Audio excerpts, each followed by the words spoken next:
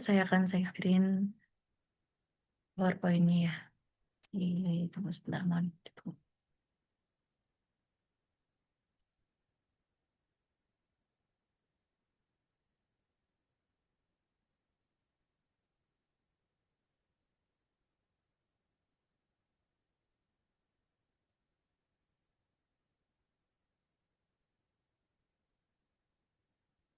Baik. Assalamualaikum warahmatullahi wabarakatuh. Perkenalkan, nama saya Desi Amelia, kelas DM1 angkatan tahun 2022, jurusan Manajemen Bisnis. Di sini saya akan mempresentasikan tentang tema implementasi design thinking dalam problem solving dari jurnal Bapak Husein Sutisna SPMSI.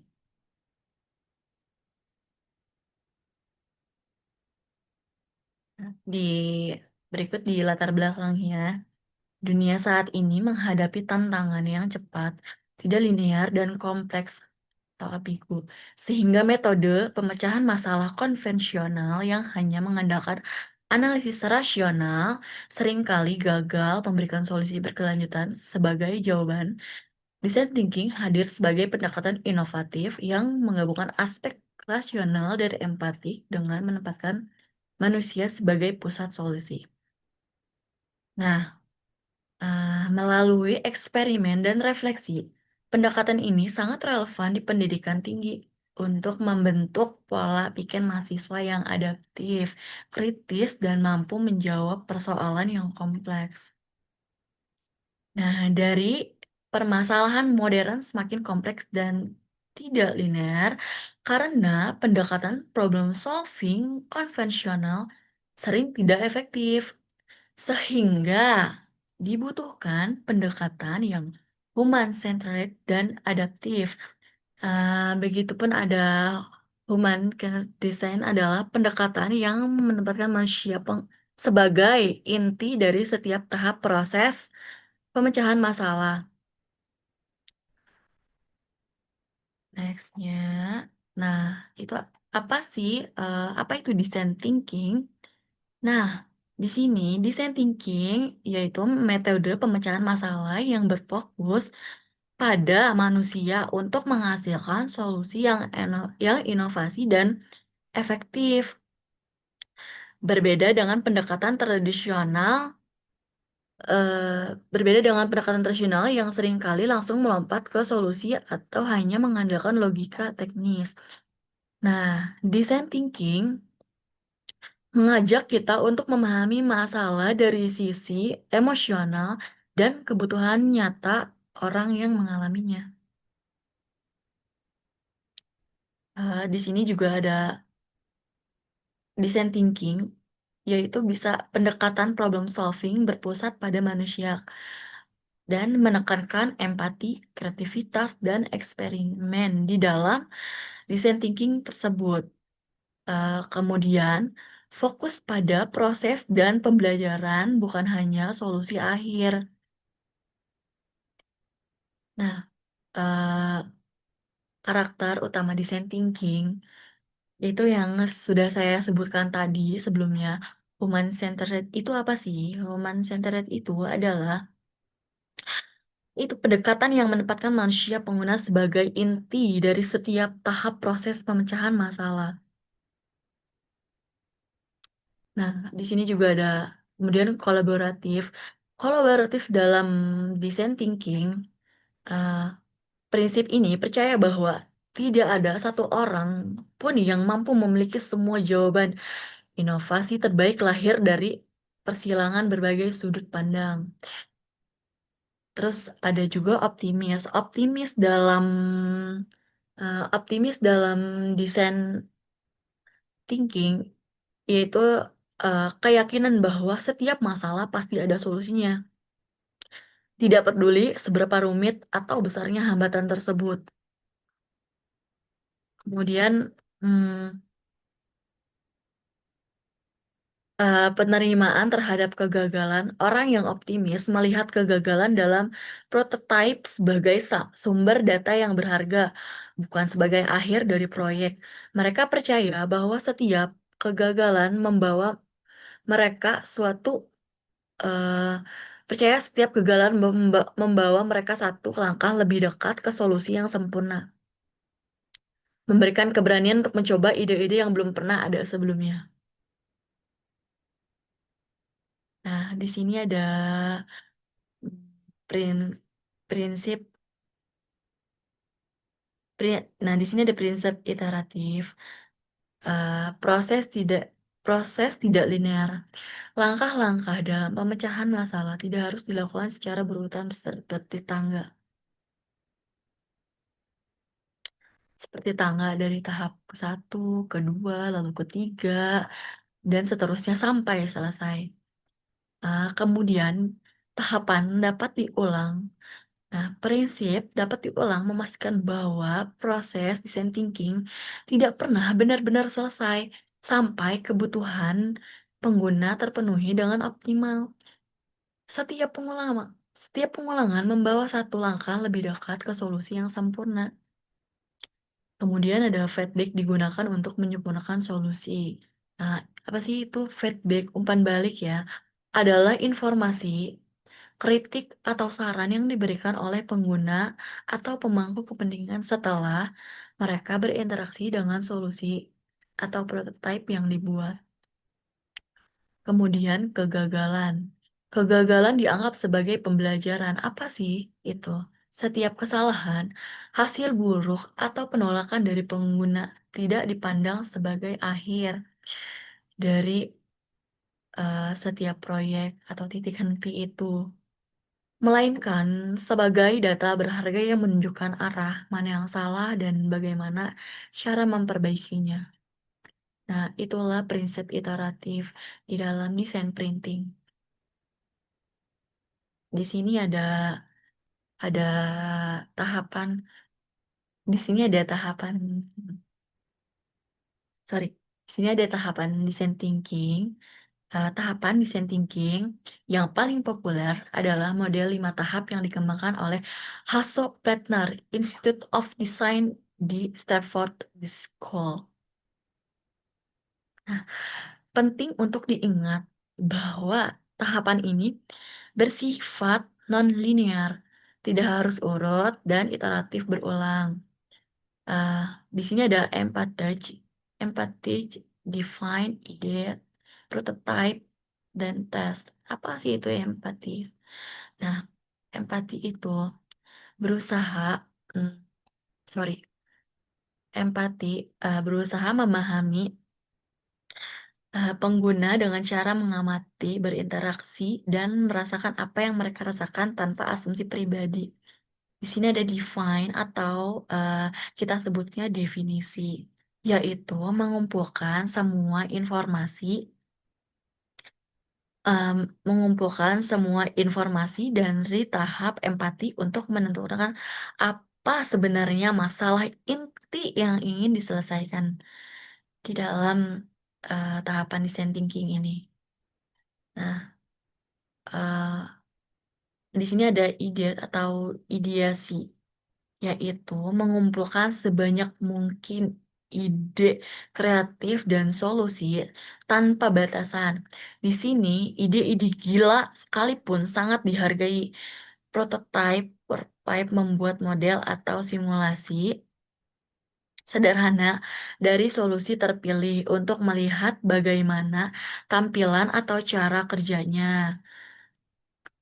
Nah, yang terakhir kemudian ada tes, yaitu uji coba. Uji coba, mencoba prototipe kepada pengguna asli untuk mendapatkan umpan balik. Hasil dari sini seringkali membawa kita kembali ke tahap awal untuk memperbaiki ide itu tersebut.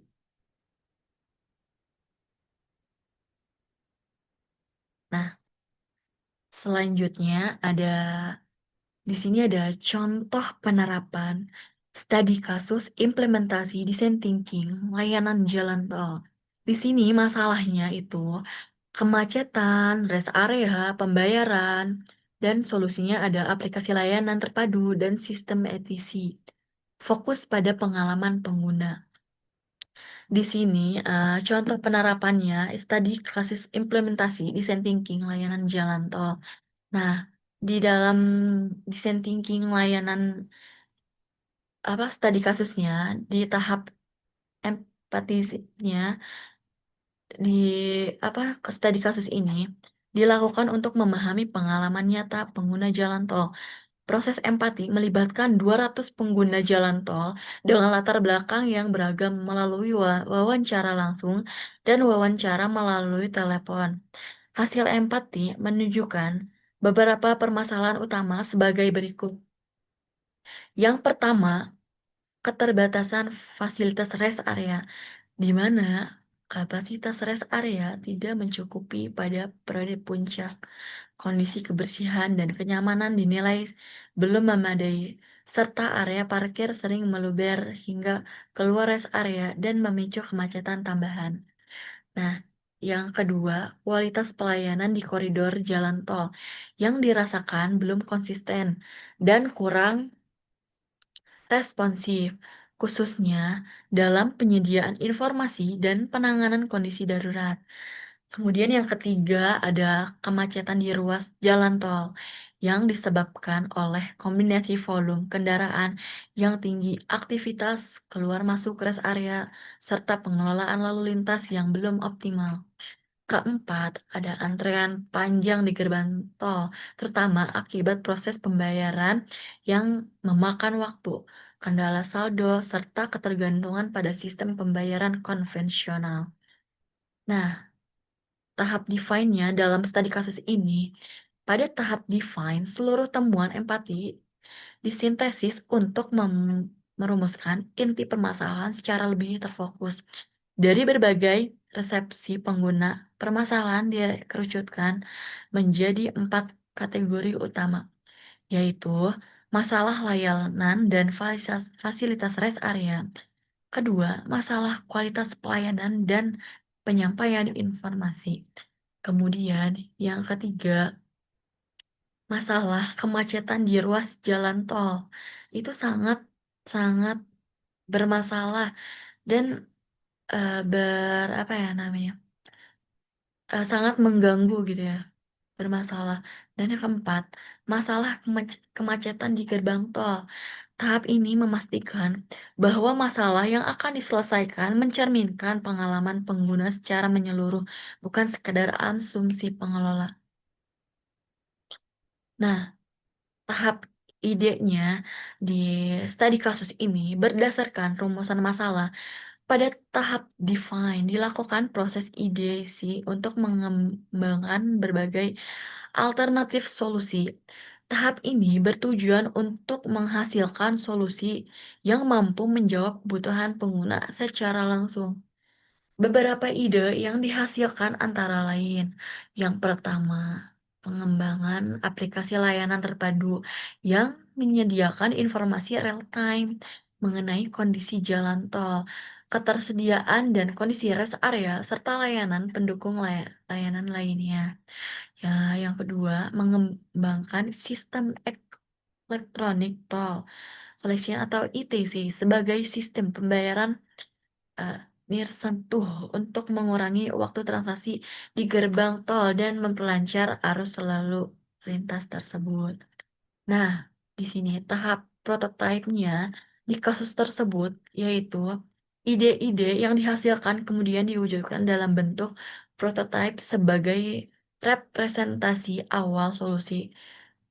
Prototipe dikembangkan untuk yang pertama, meminimalisir alur layanan aplikasi terpadu. Dan yang kedua, mengembangkan mekanisme kerja sistem pembayaran ETC. Yang ketiga, menguji interaksi pengguna dengan solusi yang diusulkan. Nah, pada eh, pada prototipe ini eh, apa pada tahap ini bersifat awal dan digunakan sebagai alat pembelajaran dan evaluasi, bukan sebagai produk akhir. Di, kemudian di tahap tes eh, di dalam kasus tersebut, tahap tes dilakukan dengan melibatkan pengguna jalan tol secara langsung untuk menguji prototipe yang telah dikembangkan. Proses pengujian difokuskan pada cara pengguna berinteraksi dengan prototipe, kemudian tingkat kemudahan dan kenyamanan penggunaan solusi, lalu masukan dan kritik pengguna terhadap solusi yang diusulkan. Nah, umpan balik yang diperoleh digunakan sebagai dasar evaluasi dan menyempurnakan solusi sebelum dikembangkan lebih lanjut. Itu dia tadi, yang sudah saya jelaskan itu, eee, studi kasus, implementasi design thinking layanan jalan tol. Itu contoh penerapannya. Nah, di sini ada di sini ada manfaat design thinking bagi mahasiswa. Apa sih itu manfaat design thinking bagi mahasiswa? Pertama, design thinking melatih empati dan berpikir kritis untuk seluruh mahasiswa. Nah, kemudian membantu memahami masalah secara mendalam di dalam design thinking tersebut. Itu manfaatnya bagi mahasiswa. Kemudian mendorong solusi yang relevan dan aplikatif di dalam design thinking. Nah, di sini ada kesimpulannya. Kesimpulannya, kesimpulannya, design thinking merupakan pendekatan problem solving yang human-centered, kreatif, dan iteratif. Nah, pendekatan ini menekankan pentingnya empati, perumusan masalah yang tepat, serta pembelajaran melalui eksperimen. Studi kasus yang disajikan menunjukkan bahwa design thinking dapat diterapkan secara fleksibel pada berbagai konteks. Nah, di sini ada design thinking efektif untuk problem dan dapat diterapkan di berbagai konteks untuk menuju relevan untuk dunia akademik dan praktek nyata. Uh, Mungkin kurang lebihnya saya mohon maaf jika banyak kesalahan. Uh, Kurang lebihnya saya mohon maaf yang sebesar-besarnya. Terima kasih. Wassalamualaikum warahmatullahi wabarakatuh.